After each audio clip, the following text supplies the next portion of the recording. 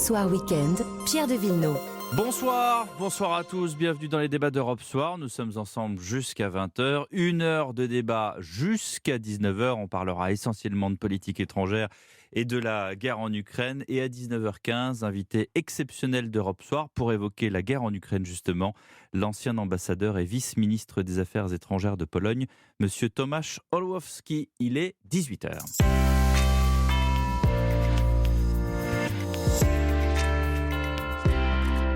Et d'abord un point sur l'actualité avec Boris Johnson qui en ce moment est à Kiev, déplacement par solidarité avec le peuple ukrainien, c'est ce que dit Downing Street. Le Premier ministre britannique rencontre Volodymyr Zelensky, il doit lui présenter un nouvel ensemble d'aides financières et militaires. Hier c'est Ursula von der Leyen qui était à Boutcha. La présidente de la Commission européenne annonce aujourd'hui que plus de 10 milliards d'euros ont été réunis lors d'une collecte internationale pour soutenir l'Ukraine. En parallèle et au lendemain du massacre de Kramatorsk dans l'Est du pays, Volodymyr Zelensky affirme que l'Ukraine est toujours prête à des pourparlers avec la Russie. Le président ukrainien demande également une réponse mondiale ferme après le bombardement de cette gare qui a coûté la vie à 52 civils, dont 5 enfants selon le dernier bilan.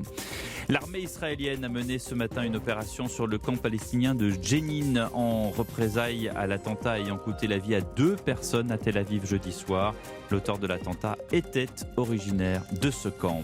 Rejoindre la France du Royaume-Uni en ferry ce week-end est quasi impossible en raison d'une tempête, mais aussi de la pénurie de bateaux. Les embouteillages se multiplient aux alentours du port de Douvres. Les voyageurs ont été appelés à s'armer de patience.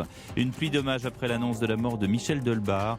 L'ancien député ministre socialiste avait été le bras droit de Pierre Mauroy et maire de Dunkerque durant 25 ans. Il avait 75 ans. Le foot, 31e journée de Ligue 1. En ce moment, Reims affronte Rennes. Qu'est-ce que ça donne à la mi-temps, Damien Ardois ? Eh bien, c'est reparti depuis 30 petites secondes et c'est Rennes qui mène 2-0 grâce à un doublé de Benjamin Bourigeaud en fin de première mi-temps. Les Bretons qui se sont fait quelques frayeurs en début de match mais qui ont pris le dessus au fil des minutes avant de marquer sur 2 belles actions collectives. Ça va être très compliqué pour Reims de revenir au score face à l'une clairement des meilleures équipes actuelles de Ligue 1. Rennes qui avec cette victoire qui se dessine est provisoirement 2e devant l'Olympique de Marseille. 46 minutes de jeu au stade Auguste Delaune et 2-0 pour Rennes ici à Reims. Merci Damien Ardois, on vous retrouve tout à l'heure dans le journal de 19h et ce soir à 21h le PSG se déplace à Clermont. Enfin la Formule 1, Charles Leclerc partira en pole position demain sur Ferrari devant le champion du monde en titre Max Verstappen lors du Grand Prix d'Australie. Europe Soir Weekend, Pierre de Villeneuve. Et nous sommes ensemble jusqu'à 20h. Comme vous le savez, la campagne présidentielle est stoppée depuis hier soir minuit. Tout à l'heure, 19h15, nous serons avec Tomasz Orłowski. Il a été ambassadeur de Pologne en France pendant 7 ans. Il enseigne à Sciences Po Paris. C'est un ancien vice-ministre des Affaires étrangères, ce qui fait qu'il n'a plus le devoir de réserve qu'ont les ambassadeurs, tout en connaissant parfaitement la question non seulement de la Pologne, pays limitrophe de l'Ukraine dans l'Union, dans l'OTAN, mais aussi de l'Ukraine elle-même, la Russie de Poutine, les liens historiques, les liens politiques, les liens militaires. Il est un parfait connaisseur du sujet et nous avons hâte de l'écouter tout à l'heure. Il nous a fait l'amitié de passer par Europe 1. En cette première heure, nous parlons également de politique étrangère et essentiellement d'Ukraine avec mes invités, l'essayiste Jeannette Bougrab. Bonsoir. Bonsoir. Bonsoir à François-Bernard Huyghe, Bonsoir. directeur de recherche à l'IRIS. Bonsoir à William Tay, président du think tank Le Millénaire, et bonsoir à Maître Jean-Yves Le Borgne. Bonsoir. Merci d'être avec nous. Donc cette dernière nouvelle, Boris Johnson est en visite à Kiev, déplacement équivoque quand on sait la polémique dans laquelle il est empêtré en Grande-Bretagne. Est-ce une façon de regagner de la popularité comme le fait d'ailleurs Joe Biden à l'approche des midterms? C'est une question que nous sommes en droit de nous poser. En attendant, voici ce déplacement. On attend des annonces, des propositions, tandis qu'Ursula von der Leyen était déjà sur place hier, d'abord dans la ville martyre de Boutcha.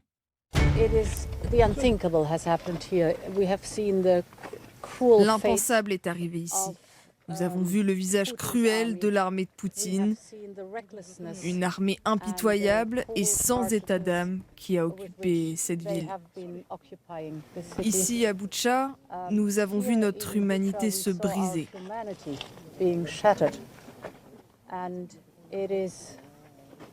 Le monde entier partage le deuil des habitants de Boutcha.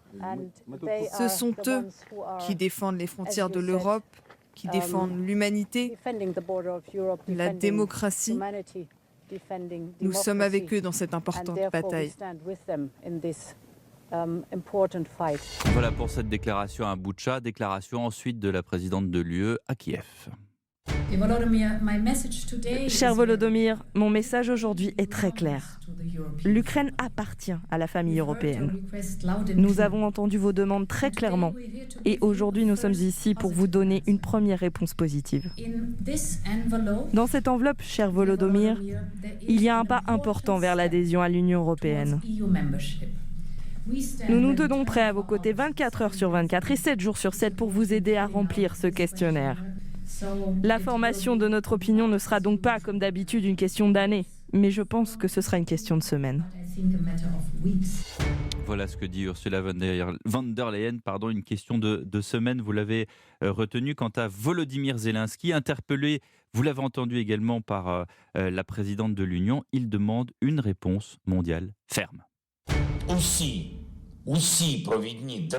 Les puissances mondiales ont déjà condamné l'attaque de la Russie contre Kramatorsk. Nous attendons une réponse mondiale ferme à ce crime de guerre. Comme le massacre de Boutcha et comme tous les autres crimes de guerre russes, le tir de missiles sur Kramatorsk devra être une des accusations lors du procès qui y aura lieu. La guerre de la Russie contre notre nation pourrait se terminer par une victoire de la liberté, bien plus tôt que tout le monde ne le pense dans le monde. Seulement si l'Ukraine reçoit simplement les armes que nous avons demandées. Tout retard de fourniture des armes à l'Ukraine, toute excuse ne peut signifier qu'une chose: certains politiciens veulent aider les dirigeants russes plus que nous, Ukrainiens. Et le président ukrainien qui est revenu s'exprimer aujourd'hui en conférence de presse avec le chancelier autrichien, et voici ce qu'il demande. Nous pouvons dire que les signaux que nous entendons des négociations sont positifs. Mais ces signaux ne couvrent pas l'explosion d'obus russes. C'est pourquoi nous n'allons pas nous calmer. Nous n'allons pas diminuer nos efforts de défense, à la fois dans le nord de notre État et dans toutes les régions de l'Ukraine où les troupes russes sont rentrées temporairement. Nous ne devons pas perdre notre vigilance. La situation n'est pas devenue plus facile, l'ampleur des défis n'a pas diminué. L'armée russe dispose d'un potentiel important pour poursuivre les attaques contre notre État. Voilà donc pour les faits comme on les présente habituellement dans Punchline, dans Europe Soir, les faits, les déclarations des uns, des autres, sachant que c'est pas fini. On dit qu'avec le redéploiement de l'armée russe, parce qu'on dit effectivement que l'armée russe est essoufflée, mais d'un autre côté, on sait qu'elle se redéploie et que certains observateurs annoncent un nouveau Grozny. Carrément, j'entends des mots extrêmement forts qui rappellent effectivement des pages très très sombres de l'histoire très récente. Par rapport aux dernières déclarations, par rapport à cet état de fait, on a entendu un Zelensky d'abord presque menaçant en disant attention, si vous ne faites pas ce que nous les Ukrainiens dont on a besoin, eh bien, ça voudra dire d'une certaine manière que vous êtes du côté russe. Oui. Vous êtes des collabos, oui, c'est presque ça, François Bernard Huyghe. Je trouve que c'est une situation un peu surréaliste puisque Zelensky qui s'exprime tout le temps, je veux dire, il peut parler à des foules rassemblées, à des parlements, et les chefs d'État du monde entier viennent lui rendre visite, j'allais presque dire, font pèlerinage à Kiev. Donc on est dans une situation où il est devenu, je ne sais pas ce qu'il faut dire, le paragon moral ou le surmoi de l'Europe. Enfin, il incarne les valeurs européennes. Il nous engueule tout le temps en disant qu'on ne fournit pas assez d'armes, qu'on ne fait pas assez de chèques, qu'on ne soutient pas assez ces manœuvres. Donc on est dans une sorte de guerre spectacle moral. Et en même temps, c'est une vraie guerre avec des milliers de morts, des gosses qui meurent sous les bombes et des réalités anthropologiques qu'on connaît depuis des millénaires. Il y a quelque chose d'étonnant dans cette guerre spectacle quand même. Jeannette Bougrab.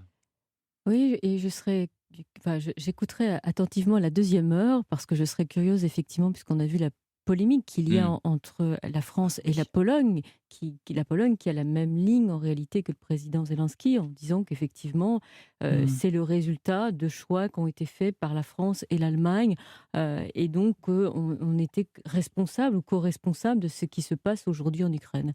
Et donc la convocation de l'ambassadeur français par le ministre des Affaires étrangères polonais. C'était hier ou ce matin. Et donc, nous interpelle effectivement dans cette vision, cette présentation manichéenne. C'est extrêmement compliqué. Mais je rejoins une chose, c'est que la Russie, il y a quelque chose, je n'aime pas les termes que j'ai pu entendre en disant c'est dans l'ADN de l'armée russe, en tout cas d'exaction.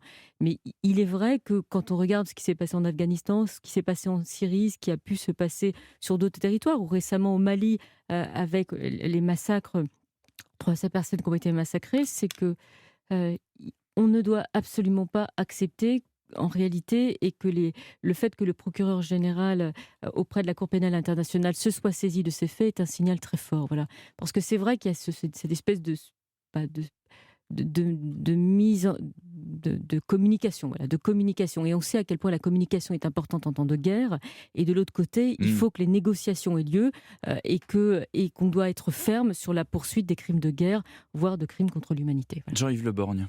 Il y a les positions de principe qui sont, je crois, tout à fait claires. L'Europe occidentale, l'Union européenne est entièrement du côté de l'Ukraine qui souffre d'une agression qui est totalement irrationnelle et dont on ne comprend pas. Enfin, si, on comprend bien que c'est une conquête territoriale, mais enfin, qui est un peu en dehors de notre époque.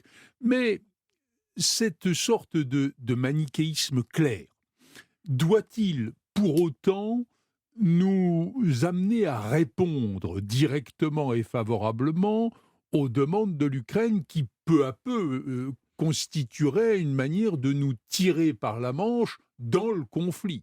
Et je pense qu'il est raisonnable que nous n'entrions pas dans le conflit d'une manière directe, que nous gardions, et notamment ce que fait la France, que nous gardions à la fois l'oreille et l'amical dialogue avec le président Zelensky et le peuple ukrainien, mais aussi la capacité de parler à la Russie, de parler à Vladimir Poutine, et s'il se peut, le moment venu, d'être actif et opérationnel dans le cadre de pourparlers, de véritables négociations.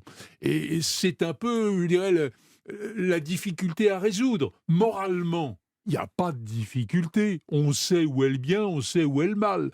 Mais techniquement, engager un pays d'Europe occidentale comme certains, très minoritaires, voudraient qu'on le fasse dans ce conflit, devenir au fond une partie belligérante, ça ne me paraît pas raisonnable. Et le simple fait déjà d'aider matériellement l'Ukraine, non seulement à survivre autant que possible, mais encore à se battre et à se défendre, ce n'est peut-être pas ce que l'on peut faire de plus, mais peut-on raisonnablement répondre à une autre demande? D'un autre côté, c'est pas complètement paradoxal d'être très nombreux dans une communauté internationale et de pas tous être d'accord.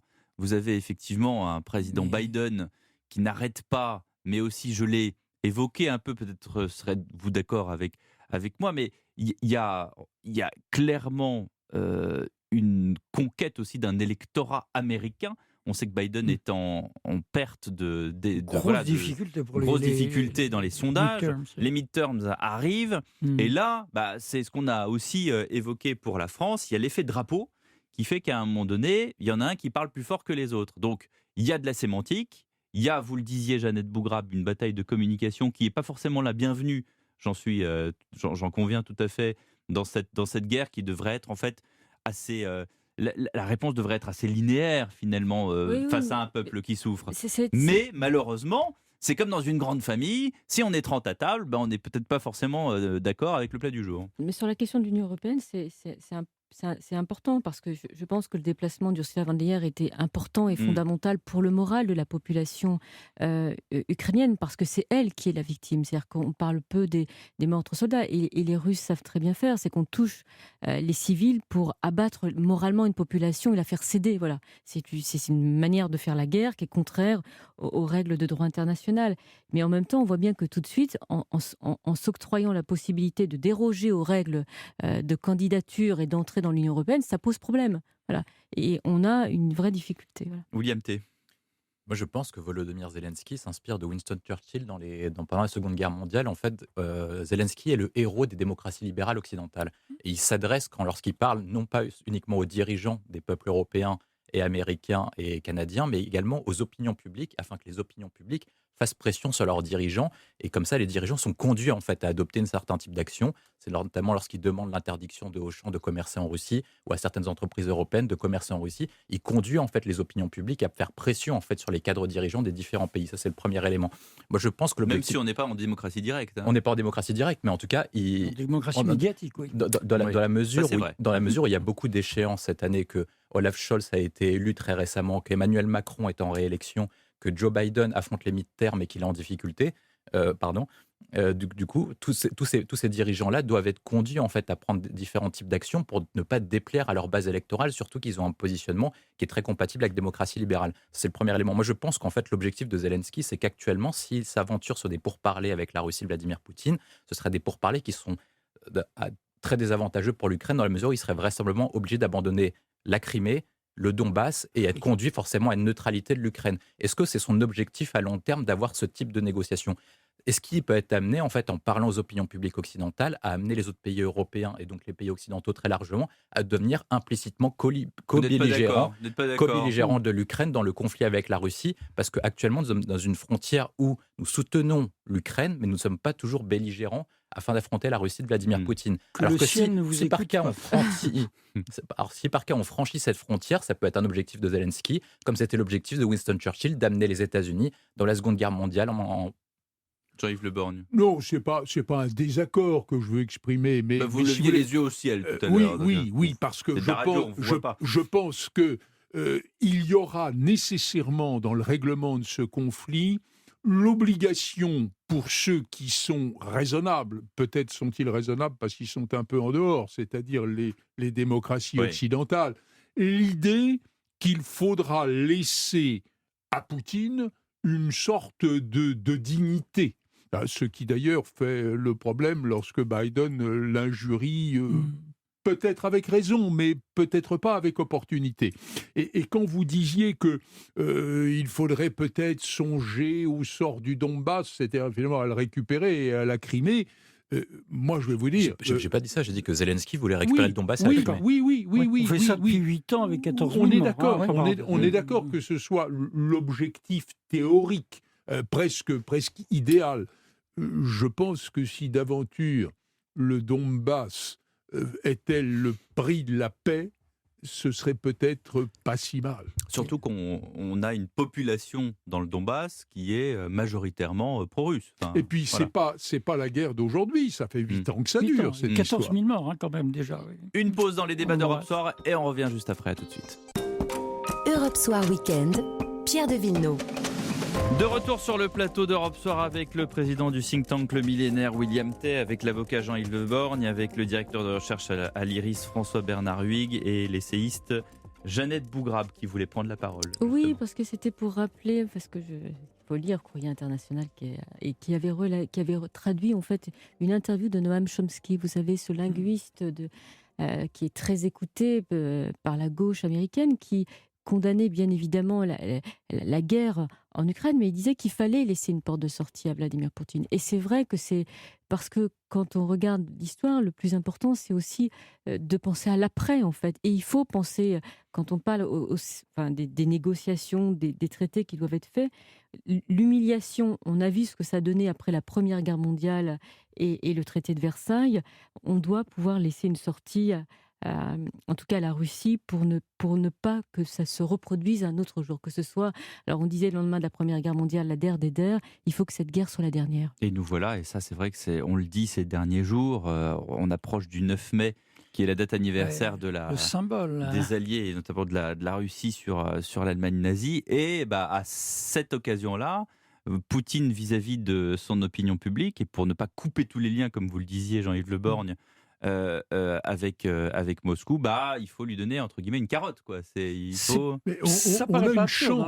a une chance à cet égard-là, c'est que la guerre que la Russie a entreprise à l'encontre de l'Ukraine, on n'en connaît pas officiellement la finalité. Elle n'a jamais été déclarée par Poutine. D'ailleurs, ça n'est pas censé être une guerre pour les Russes. Une opération spéciale. Oui, mais enfin, la fin, le but, ce que veulent les Russes, c'est resté assez indéfini. D'aucuns disaient il veut récupérer l'Ukraine, considérant que c'est une nation factice qui en réalité appartient à l'Empire russe. D'aucuns disaient mais pas du tout, il va se limiter au Donbass. Certains disaient il ira jusqu'à Odessa. Enfin, on n'en sait rien. Ce qui est un avantage considérable, parce que, quelle que soit la fin à laquelle on va s'arrêter, quel que soit le bénéfice, car il en faudra, hélas, un, que Vladimir Poutine va pouvoir encaisser. Il pourra toujours dire que c'était son but initial. Et ce sera la possibilité de n'être pas un vaincu. Parce qu'il y a quand même, disons-le, j'allais dire entre nous, dans le mouvement de l'armée russe pour l'instant, quelque chose qui n'est pas très glorieux. Parce qu'aller se promener du côté de Kiev pour reculer après directement dans l'Est, ça montre qu'on ne sait pas trop ce qu'on veut, ou alors on a entrepris quelque chose qu'on n'est pas capable d'accomplir. Tant mieux, je m'en félicite.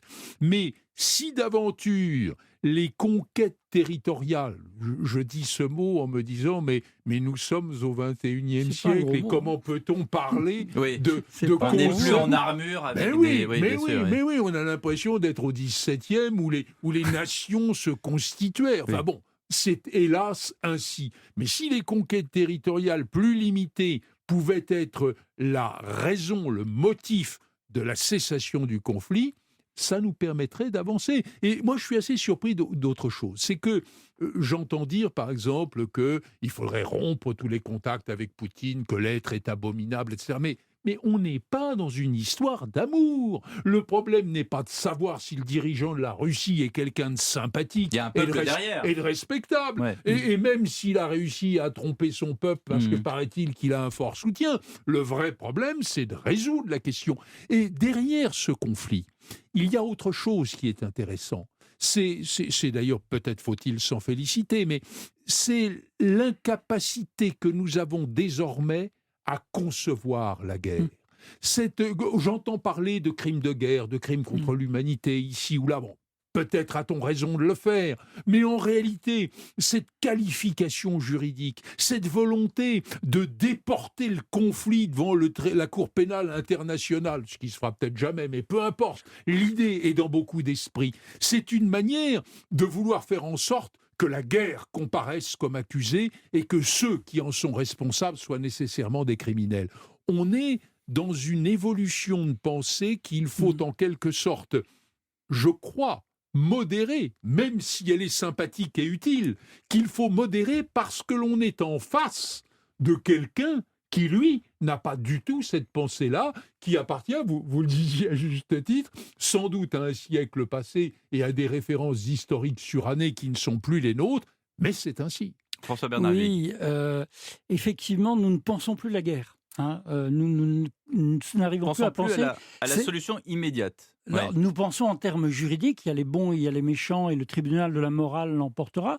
Mais Clausewitz disait que la guerre est un tribunal, c'est le tribunal de l'histoire, c'est le tribunal de celui qui l'emportera. Et je vais encore faire mon pédant en citant Clausewitz, je vous vois sourire.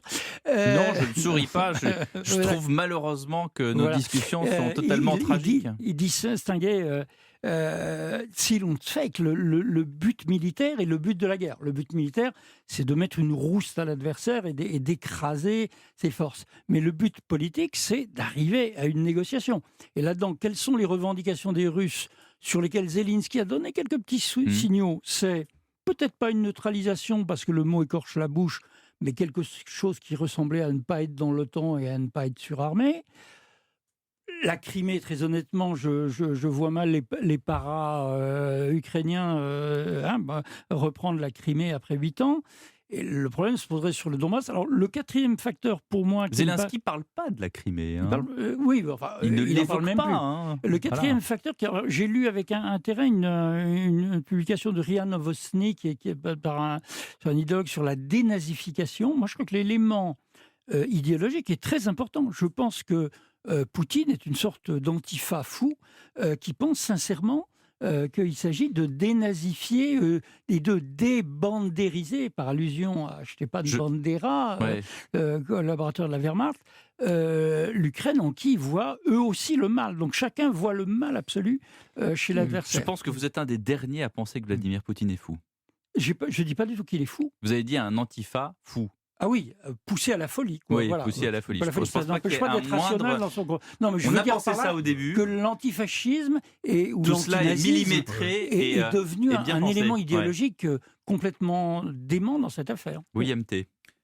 Il y a plusieurs éléments. Alors, moi, je ne pense pas qu'en fait, ce soit le monde entier qui s'est tourné sur la fin de la guerre. C'est plutôt les démocraties libérales et principalement les Européens qui ont suivi les thèses de Fukuyama sur la fin de l'histoire. Fukuyama disait lors de la fin de l'histoire, disait après la Chacun fin a ses citations.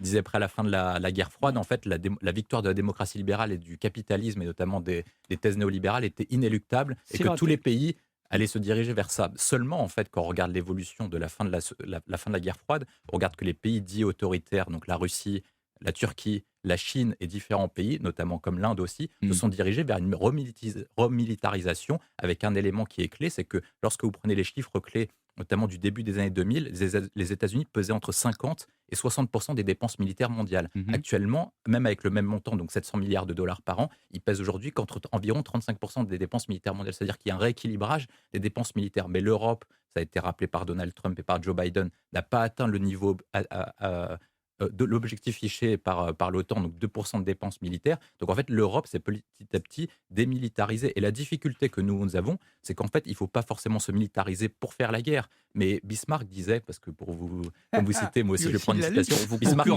Bismarck disait qu'en fait, la diplomatie sans les armes, c'est comme la musique sans les instruments. Et en fait, la difficulté nous avons pour dialoguer avec la Russie ou pour dialoguer notamment avec Erdogan et différents pays, c'est que nous ne sommes pas dans un rapport de force parce que nous ne voulons pas, en fait, nous interdisons de penser à la guerre. Et en introduisant, comme ce que vous avez dit, les notions de crimes de guerre, etc., on ne conduit pas les opinions publiques occidentales et européennes à se préparer au retour tragique de l'histoire. Et la difficulté du coup que nous avons, c'est qu'en fait, d'une part, nous devons dessiner une stratégie du 21e siècle avec, d'une part, protéger les différentes zones en tension qui sont pour nous difficiles, c'est-à-dire l'Afrique du Nord, le Moyen-Orient et l'Europe de l'Est. Et pour ça, ça suppose de se remilitariser et donc d'aboutir à terme à la création d'un OTAN européen. Et le deuxième point important, c'est qu'en fait, pour connaître les intentions de Vladimir Poutine, il faut voir en fait quels sont ses différents intérêts. Ce qu'on voit notamment, c'est qu'il veut tracer une sorte de zone tampon entre l'Union européenne, l'OTAN et son pays, la Russie. Donc avec la Biélorussie, se posera la question des pays baltes et l'Ukraine. Deuxième élément, c'est qu'en fait, si on arrive, comme ce qu'avait dit von der Leyen, à une adhésion de l'Ukraine sur l'Union européenne, est-ce que ça découragera Vladimir Poutine de reprendre à terme l'Ukraine un jour, même s'il y a un deuxième accord de Minsk, ça veut dire une sorte de suspension et de cessez-le-feu. Troisième élément, du coup, pour nous décider, c'est en fait, à terme, même si on arrive à un cessez-le-feu, c'est comment on fait à terme pour se prévenir et pour prémunir de ces différents conflits. Moi, je pense qu'il faut changer de logique, aboutir sur une logique qui soit se remilitariser, aboutir sur la logique des rapports de force plutôt que sur un consensus qui est plutôt mou et sur la diplomatie de velours. Mais se remilitariser, ça veut dire quoi? Ça veut dire frapper? Moi, je pense que ça ne veut pas dire en fait. Vous savez qu'il y a l'arme nucléaire derrière. Enfin, pardon. Mais moi, je pense qu'en fait, le 21e siècle aboutit d'une part sur le retour d'un conflit entre les États-Unis et la Chine, et surtout, c'est le point le plus important, le retour des nations empires. Donc, la Russie veut redevenir un empire, la Turquie veut redevenir un empire, l'Iran veut redevenir un empire. Donc, vous aurez des nouvelles conquêtes territoriales, ou en tout cas, ces pays-là vont être conduits à amener à annexer ou à mettre des gouvernements sous influence pour les contrôler. On l'a vu notamment sur la question du Liban, où c'est le Hezbollah en fait qui est dirigé par l'Iran. Et en fait, tous ces pays-là vont aboutir à terme. Tous ces pays-là vont aboutir à terme. Et nous, la question, c'est comment on fait en fait pour s'introduire sur une question de rapport de force lorsqu'on mènera des négociations. Là où vous avez raison, William T, c'est que dans la vie, quand on voit deux personnes se battre, le réflexe qu'on a, c'est de se précipiter sur eux pour les empêcher de se battre. Là, qu'est-ce que fait la communauté internationale? C'est qu'elle agit tous azimuts sur la question énergétique, sur la question des intérêts de l'Union européenne, notamment du gaz, des questions énergétiques, sur la question du corridor, mais personne, contestez-moi si c'est là, personne n'est allé sur le terrain empêcher l'un et l'autre de se battre. Voilà. On n'a pas envoyé de casque bleu, ça c'est certain. Il y a un problème, vous l'évoquiez il y a un instant, c'est qu'au fond, derrière toute guerre classique, il y a la menace nucléaire quand l'une des parties en présence détient cette arme. Et au fond... Tout le monde est pris au piège par ça. Mais bien entendu. Et en plus, il est probable, Dieu merci, nous n'en avons pas l'illustration, mais on peut considérer que une puissance détentrice de l'arme nucléaire qui serait mise en difficulté sur le terrain des armes classiques n'aurait plus finalement qu'un seul recours pour sa dignité et sa protection, qui serait le recours à l'arme nucléaire. Alors, moi, quand Mme von der Leyen va en Ukraine, je trouve très bien, si vous voulez, ce mouvement de sympathie, et on a tous envie d'aller leur dire qu'on souffre avec eux. Maintenant, de là à dire qu'il est souhaitable que l'Ukraine intègre l'Union européenne sans tarder, et qu'au fond, on fasse précisément ce qui est la cause probable, ou en tout cas l'une des causes probables de l'agression russe en Ukraine, je ne suis pas sûr que ce soit véritablement très opportun. Jeannette, sur la question de la remilitarisation, je vais y arriver. Moi, je suis quand même un peu surprise parce qu'en fait, les derniers conflits, si on regarde ceux qui ont été les guerres menées par les États-Unis n'ont pas gagné une seule. C'est-à-dire que c'est pas parce qu'on dépense de l'argent en matière de défense que on gagne des conflits. La preuve en est, c'est que, et ça a été introduit avec la guerre d'Algérie, c'est qu'on n'est plus sur des fronts, c'est plus la Première Guerre mondiale ou la Deuxième Guerre mondiale où on a une armée contre une armée. C'est des guerres insurrectionnelles, c'est les guerres asymétriques. Et vous le voyez bien, c'est ceux qui sont minoritaires, y compris en plein d'équipement, qui ont gagné ces guerres-là. Donc là-dessus, moi, je suis quand même assez dubitatif en disant il faut se réarmer, il faut acheter des armes, il faut augmenter le budget de la défense, c'est comme ça qu'on va se protéger. Moi, je ne crois pas à ça. Et on le voit, regardez l'Afghanistan. C'est-à-dire que les milliards qui ont été engouffrés, le nombre... L'Irak... mais sur leur territoire. Oui, je suis d'accord. C'était les territoriaux contre l'Empire. Non, ce qui est vrai, mais sur la guerre d'Algérie, donc c'était aussi les territoriaux contre l'Empire. Mais de manière générale, aujourd'hui, l'espace...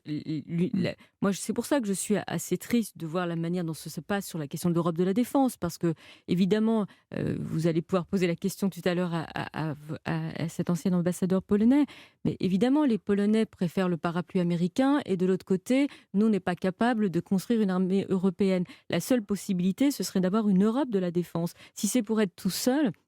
Je trouve ça un peu dommage, parce qu'on le voit bien aussi bien... Oui. Pardonnez-moi. Non, vous remarquerez que les Américains, vous l'avez dit, ne gagnent pas les guerres, en tout cas récemment, ne gagnent aucune guerre. Et pourquoi est-ce que ça ne se voit pas ? Parce que ce sont des conflits longs. C'est-à-dire qu'à la fin, l'état-major américain peut toujours dire « on a fait ce qu'on a pu ». Et ça a été le cas au Vietnam, ça a été le cas en Afghanistan, c'est moins le cas en Irak. Non, mais en Irak, alors l'Irak, c'est dramatique parce que vous l'oubliez, c'est Blackwater. C'est qu'en fait, les États-Unis ont utilisé des méthodes qui n'ont rien à... Enfin, c'est les mercenaires. C'est leur Wagner à eux. Oui, c'est leur Wagner à eux. Oui, souvenez-vous de l'opération Tempête du désert avec le général Schwarzkopf, 500 000 hommes. Et du coup, en un mois, tout était plié. Je voudrais revenir sur le problème de la remilitarisation ou non des nations européennes. Il y a un problème qui est lié justement au bouclier nucléaire. Dans un premier temps, l'arme nucléaire, détenue donc par le Royaume-Uni et par la France en Europe occidentale, était une manière de dire il n'y aura plus de guerre, parce que s'il y avait une guerre, si on osait nous agresser, la riposte qui pourrait survenir alors même que l'on serait occupé, puisque ce sont les sous-marins nucléaires, etc., la riposte serait telle que la dissuasion nous protège. Et puis on est passé de ce concept, qui est un concept, je dirais, gaullien, on est passé avec le temps à l'idée, non pas chez nous, mais dans d'autres pays, puisque finalement, quels sont les pays européens qui disposent encore d'une armée classique qui mérite le respect de ceux qui voudraient l'agresser ? Le Royaume-Uni et la France. C'est à peu près tout. Et finalement, ça veut dire quoi ? Ça veut dire que le refuge derrière la dissuasion nucléaire a permis à un certain nombre de pays, et soyons clairs, je pense à l'Allemagne, à renoncer à l'idée d'une protection militaire du propre pays. Et ça, je pense que c'est une erreur. Alors, en revanche, je suis d'accord avec vous quand vous dites qu'il n'est pas question que chaque pays voit la question de la protection du sol européen tout seul dans son coin. Et il faut qu'il y ait une remilitarisation, parce qu'au fond, reprenons les circonstances russo-ukrainiennes qui serait tourné un peu plus à l'ouest, ce qui serait tragique. Qui irait jusqu'à utiliser l'arme nucléaire? Irions-nous au risque? Parce que l'arme nucléaire... Mais c'est toujours pareil, on regarde son voisin pour savoir qui va le premier. Voilà. Et puis finalement, si on le fait, on est susceptible d'être aussi coupable et d'être aussi victime de cette situation. En d'autres termes... Tout coupable et victime, vous savez mieux que personne. Oui, la neutralisation, en réalité, qu'opère l'arme nucléaire, doit permettre d'avoir une autre protection qui est celle de l'arme classique. Absolument non. La dissuasion nucléaire française repose sur un concept gaulien, je dirais, simple et génial, c'est vendre cher notre peau. C'est-à-dire que les dommages abominables que provoquerait l'invasion de la France devraient décourager tout agresseur. C'est aussi simple que ça, c'est pour défendre notre souveraineté. Mais évidemment, tout ça n'empêche pas que si nous voulons avoir un rôle international, il faut qu'on ait une armée puissante pour des interventions. Le problème absurde dans cette histoire, c'est que nous sommes la France, puissance atomique, intégrée dans l'Europe qui n'a pas de défense et qui dépend de l'OTAN. Donc c'est un jeu à trois bancs. Et personne n'est d'accord sur justement cette dépendance ou pas au commandement intégré de l'OTAN. 18h39, on marque une pause et on revient dans un instant. À tout de suite. Europe Soir Weekend. Pierre de Villeneuve. Avec autour de la table jusqu'à 19h, et sachez qu'à 19h15, Thomas Cholowski, l'ancien ambassadeur de Pologne en France, est notre invité. Autour de la table jusqu'à 19h, l'essayiste Jeannette Bougrabe, le directeur de recherche à l'IRIS François-Bernard Huyghe, l'avocat Jean-Yves Le Borgne et le président du think tank Le Millénaire, William T. On a parlé de la réorganisation, du redéploiement, du danger du nucléaire. Il y a une chose qu'on n'a pas encore évoquée dans ce débat, c'est la façon dont l'Union européenne appréhende les choses. Parce qu'il y a une dépendance. On a vu d'ailleurs dernièrement que finalement, on s'est mis d'accord sur le charbon. On a dit le charbon russe, niet. Finalement, on ne va pas le faire, malgré les doléances de la Pologne qui voulait absolument garder le charbon pour ses centrales, de l'Allemagne aussi, mais finalement ils ont dit d'accord. Il y a cette question du gaz, c'est-à-dire qu'on a l'impression que l'Union européenne avance dans les négociations avec l'Ukraine pour aller évidemment dans le sens de la fin de la guerre, mais on a un peu l'impression que c'est 2 pas en avant, 3 pas en arrière, parce qu'il y a quand même cette question énergétique, Jeannette Bougrabe. Moi, ce que je ne comprends pas dans la démarche européenne, mais peut-être que vous m'éclairez, c'est que c'est très bien et on sait que la question de l'efficacité des sanctions, elle est toute relative. Donc là-dessus, moi, je ne reviendrai pas. C'est que on fait cela, mais c'est la Turquie qui mène le tour des négociations entre les deux parties, entre les deux belligérants, entre la Russie et l'Ukraine. Et moi, ce que j'aimerais, c'est que l'Union européenne soit présente, puisque le dernier tour de table entre les parties en Turquie, c'était fin mars, c'est que l'Union européenne soit capable de mettre autour de la table... Ça n'a rien donné pour l'instant, Erdogan. Oui, il y a eu un élan Erdogan, tout le monde l'a regardé en disant c'est le Messie, c'est le sauveur, il va finalement réussir à mettre d'accord Poutine. Il n'y a pas beaucoup de gens qui parlent à Poutine. Il y a les Israéliens. Oui, peut-être que ça sera le prochain négociateur. Il y a certains pays où il va y avoir des... Non, mais en tout cas, il y a Poutine qui parle... il y a Erdogan qui parle à Poutine et tout le monde, pour l'instant, cette option-là n'a rien donné.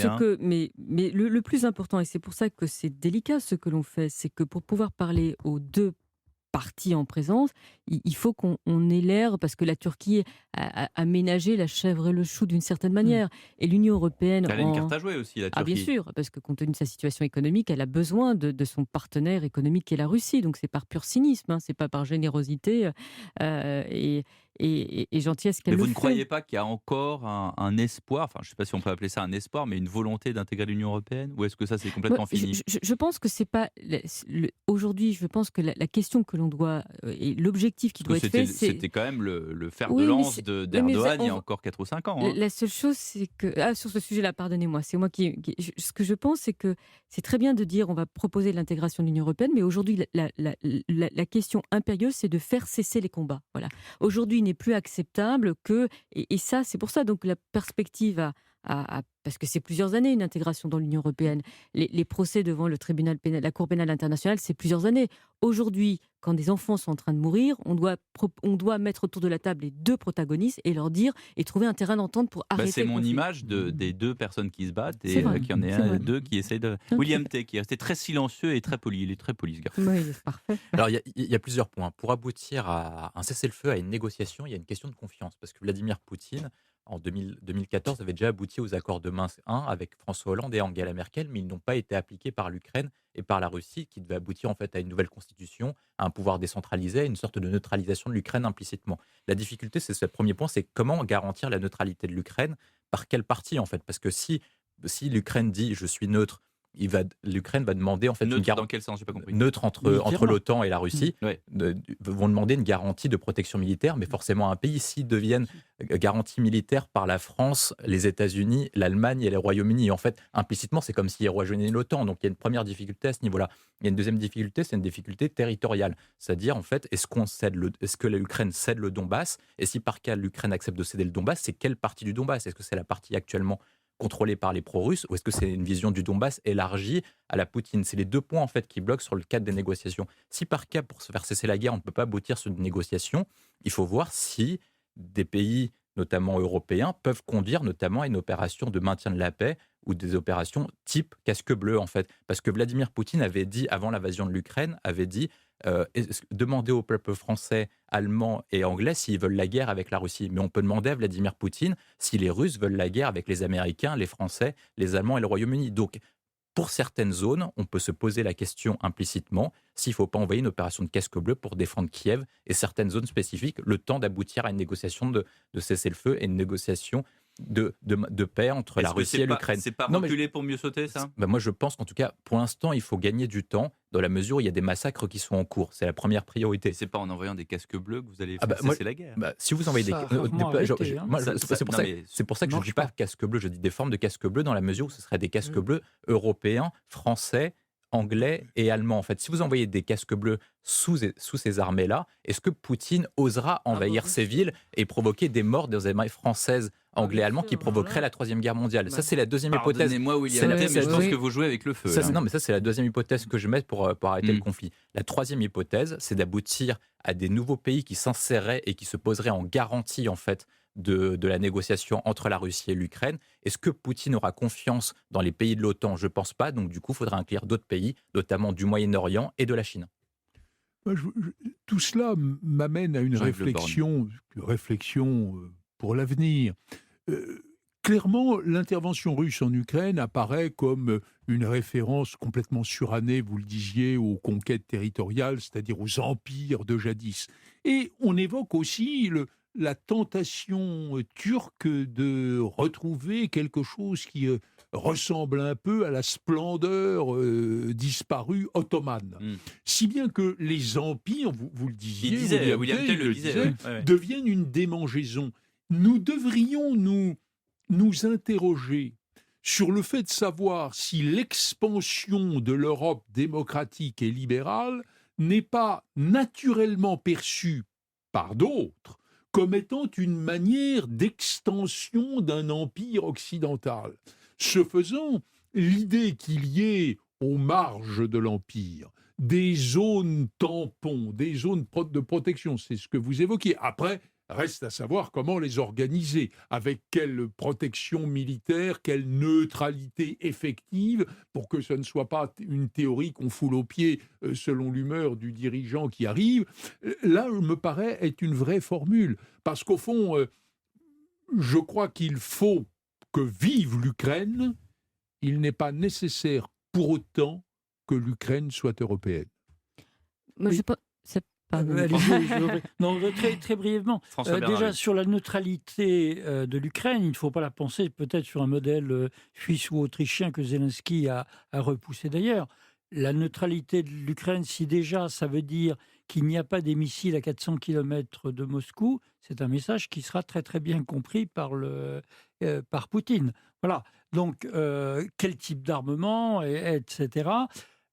On peut, je pense, envisager une Ukraine qui serait borné de facto par une sorte de nouveau rideau de fer ou de nouveau mur aux limites du Donbass. C'est horrible, mais je pense que cyniquement, une négociation se fait en fonction de rapports de force, et les rapports de force, en ce moment, ils tendent un peu vers ça.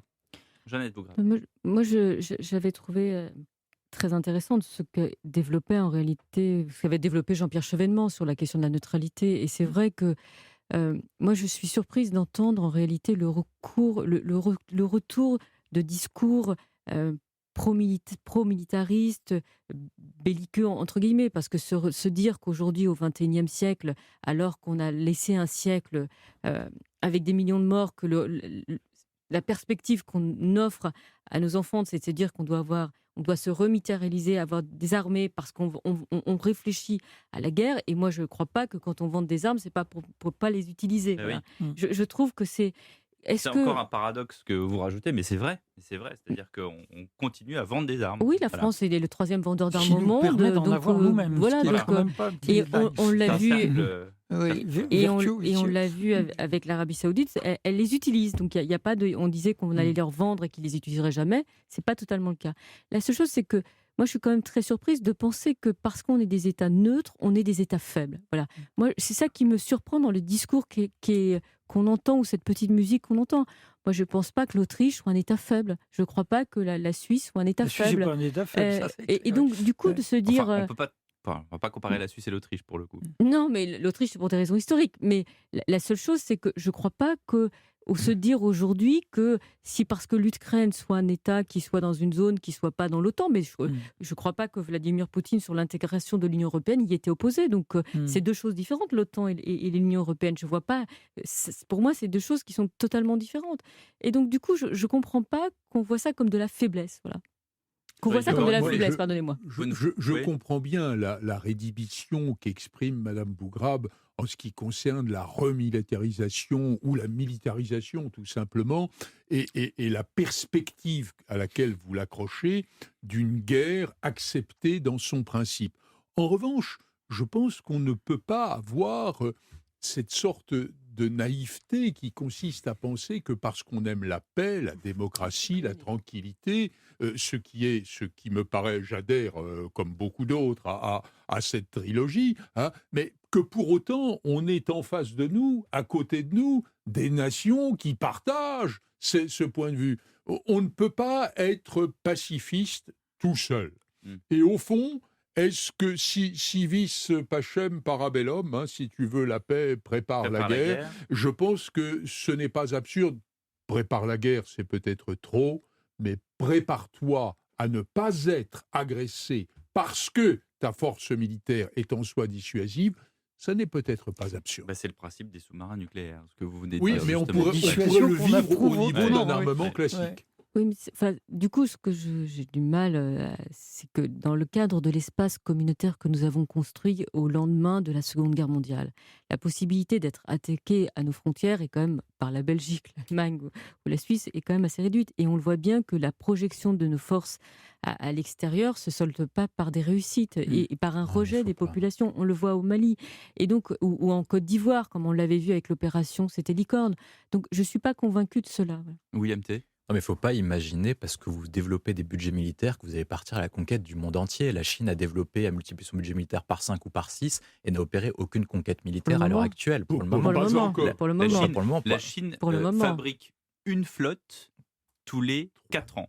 Une flotte française tous les 4 ans. Une flotte française tous les 4 ans. Il me semble qu'elle a des perspectives territoriales sur les zones. Et en fait, la difficulté que nous avons, c'est qu'en fait, les dépenses militaires ne servent pas uniquement à opérer des conquêtes militaires. Ça sert aussi à assurer en fait notre sécurité. D'une part, parce que vous avez des zones qui sont instables, l'Afrique du Nord, l'Afrique subsaharienne, le Moyen-Orient et l'Europe de l'Est d'une part. Deuxième point, c'est que ça vous permet de protéger votre route commerciale. Et c'est aussi pour ça que la Chine, c'est pour ça que la Chine aussi développe la question des routes de la soie et augmente les budgets militaires pour protéger les routes commerciales. Parce que effectivement, vous pouvez dire que dans un monde idéal, nous serons tous en paix, le monde est beau et gentil, mais le monde est difficile et donc du coup, il faut s'adapter au monde. Donnez aux États africains ou à d'autres, vous avez cette conception que l'on a de la souveraineté à géométrie variable, cette conception de la souveraineté à géométrie variable n'est pas acceptable. Non, mais on n'est pas là pour intervenir militairement, on est là pour protéger nos frontières et que c'est toujours utile. Intervenons à l'extérieur, c'est en général à la demande des autres pays. La France n'a pas mené d'opération de conquête extérieure depuis une trentaine, quarantaine d'années sans l'accord des autres pays.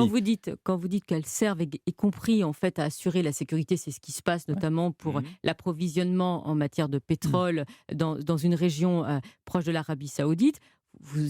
Voilà, donc je suis désolée, il y a des États souverains à côté, donc de dire que vous protégez vos approvisionnements, d'une certaine manière, c'est vous qui l'avez dit. Donc. Mais vous savez que les autres pays demandent aussi ça, dans la mesure où les Américains vont petit à petit se retirer en fait de ces zones, et vont se tourner vers l'Indo-Pacifique, et notamment c'est le cas depuis la stratégie pivot de Barack Obama. Donc quelqu'un doit assurer la sécurité de cette zone. Est-ce que ce n'est pas le débat entre pardonnez-moi, je suis pas là pour donner des points, entre quelqu'un de très optimiste, Jeannette, mais non, et quelqu'un d'un peu pragmatique comme William T. Mais pas du tout, mais regardez la base qu'a construit la Chine à Djibouti. Jean-Yves Le Bon, j'ai besoin d'un juge de paix, venez à mon secours. Non. Je laisse madame parler. Mais c'est parce que vous êtes très poli. Mais non, c'est que je crois l'influence aujourd'hui de la Chine, quand elle va construire une base militaire dans ce qui a été considéré comme une zone d'influence en France, comme Djibouti, je ne crois pas que c'est parce qu'ils ont envie de montrer leur force, etc.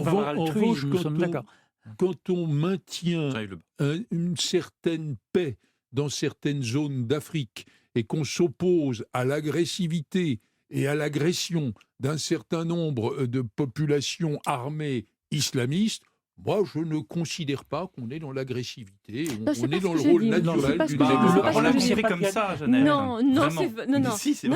Ce que je dis, c'est que aujourd'hui, et vous le voyez bien, c'est que quand vous regardez les votes aux Nations Unies, voilà, de ceux qui se sont abstenus, ceux qui ne sont pas venus, il y a quand même une vraie fracture entre le monde occidental où la conception que l'on peut avoir et ce que nous reproche. Et c'est normal. C'est normal qu'il y ait cette fracture. Si, parce que c'est une différence de lecture. Non, mais regardez. Bien sûr que si. Non, mais c'est une différence d'intérêt aussi. Non, c'est que ce que je constate, c'est qu'on a du mal, ces valeurs que nous croyons, et moi je suis pour des valeurs universelles, donc je n'ai pas de difficulté à penser qu'il y a une conception des droits de l'homme qui serait propre aux droits musulmans, une conception des droits de l'homme qui serait propre à la Chine, etc. Donc je ne suis pas sur cette ligne-là. La seule chose que je vois, c'est que sur la question de l'Ukraine, et vous le voyez bien au moment des votes aux Nations Unies, c'est qu'il y a l'Europe occidentale et l'Amérique du Nord et le reste du monde. Voilà. Alors, moi, philosophiquement, je crois que valeur universelle est une contradiction dans les termes, mais on n'en parlera pas. Mais en tout cas, une chose qui est facile à constater, c'est que nos valeurs que nous croyons universelles ne le sont que pour une minorité de la population mondiale, et qu'en Inde, en Chine, évidemment en Russie, en Afrique, etc., comme l'ont montré les prises de position sur l'affaire d'Ukraine, nous sommes dans notre monde avec notre vision et nos valeurs. Merci. Oui, pardon. Justement, je pense qu'en ce qui concerne le fait qu'un pays soit armé, il ne faut pas qu'il culpabilise parce qu'il l'est.